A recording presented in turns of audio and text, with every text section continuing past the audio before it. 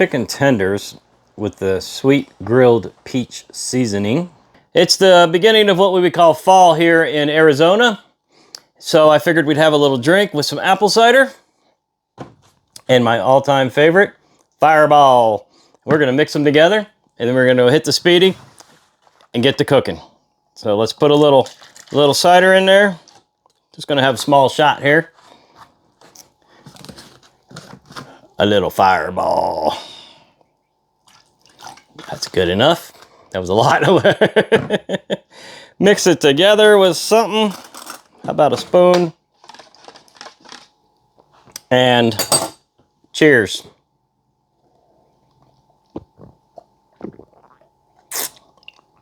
Oh yeah, let's cook.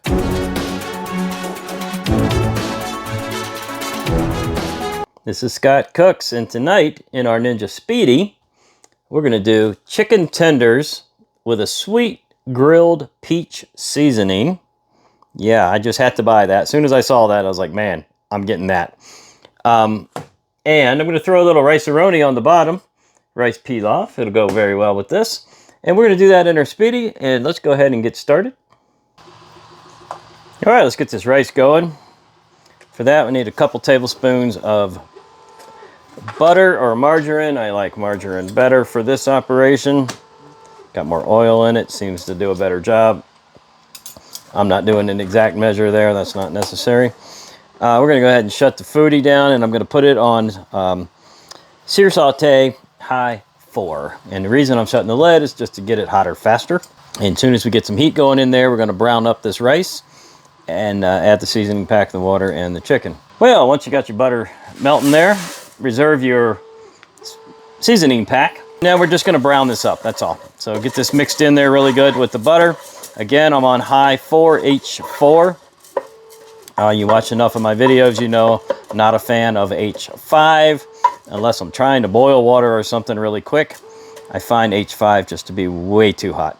So something that's not going to scratch your pan up. Let's wait to hear we hear it sizzle. And then we're going to keep flipping it around a little bit and brown it up. It doesn't have to be crazy brown, just, you know, get a little toasty on it. All right, I think you can see yeah, you definitely can see it now. The butter and the rice is all sizzling around, so we're just gonna give it a good stir here and there. All right, once you're happy with the browning process, I got 2.25 cups of water. Now, I know the recipe only calls for 2, but I am doing a steam and crisp tonight, so I not only need to cook the rice, I also need to have enough steam to cook the chicken.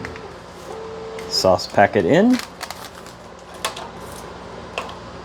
Give it a good stir. Get everything dissolved.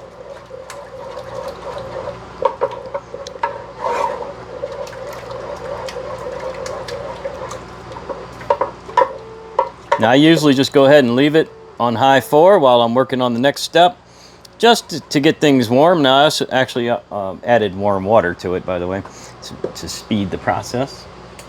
We're gonna get our rack out here and drop it down.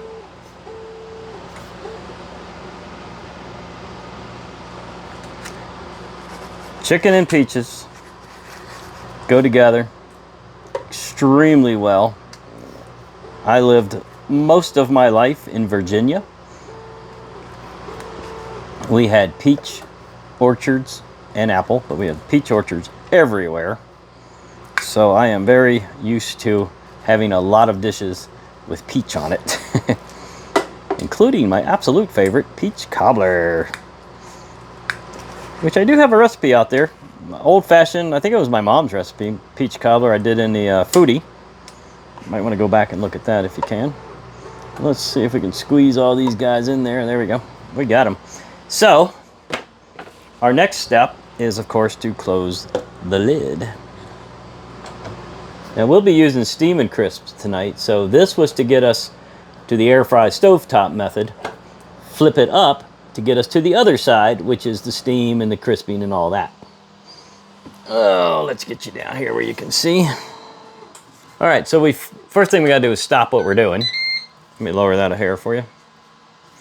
Make sure your lever in the top is in the up position, and you can see that we've now switched to rapid cooker. We're going to come down to steam and crisp. We are a little close to the element, so I like to reduce it a bit.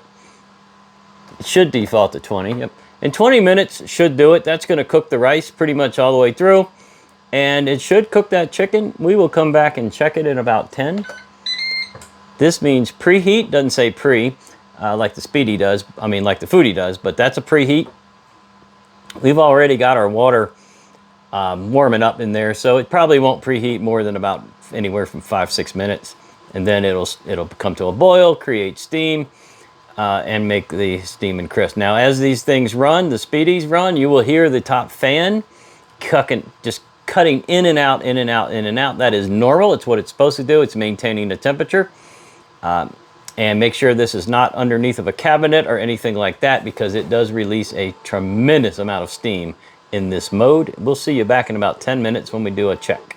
Well, all right, we are steaming like crazy over here. We're about 10 minutes in. I think we will flip. We're getting a little crispy up on the top. So we just want to get a little crisp on the back side. And we also don't want our seasoning to burn, obviously. So it's not burned. I caught it just in time, halfway through. It's looking fantastic. I think the temperature is just about there. So I'm just going for the final crisp here now. And don't think that Scott dried out his chicken. I'm doing steam and crisp, y'all. With this steam, man, it makes the food the juiciest, most moist thing you can ever imagine. Let's continue. Ooh, boy, they smell good. All right, so what we're gonna do now is take our lid out, and I've got something over here to set it on. And we're gonna go down and check out our rice. Let me zoom you in just a hair there. We're going to check out our rice and see if we need to go any further with it. It's a little wet, not bad. It's real close. So here's what we're going to do. We're going to shut the lid, press the stop button, put the lever down. We're going to switch it over to sear saute again and finish it up. Sear saute, H4. Hit the go button. You can open the lid, close the lid, whatever you want to do. I usually open it because I just want to keep an eye on things. And also, I'm trying to evaporate the liquid, so I kind of need the lid open to do that. Straight from the Ninja Speedi, we got a rice-a-roni rice pilaf, which of course has pasta and rice mixed together. We've got these chicken tenders with the sweet grilled peach seasoning. And I did all of this under the steam and crisp method. Looks amazing. Let's give it a try. I'm going to start with just the rice by itself. Looks amazing. Tender, juicy, perfectly cooked. Speedi is amazing. Let's go for some chicken now. Okay, well, I had a knife out here. I should have showed you. I think I will. I didn't need the knife. It just fell apart. I mean, it's just so perfectly cooked. Look at that beautiful white meat. All of those peach spices and stuff on the back. It's pretty hot. You can see the steam. Let's try it. That is so good. Speechless. No, I'm never speechless. Anyway, that is just as amazing as you think it is. A little peppery with the spice, perfect.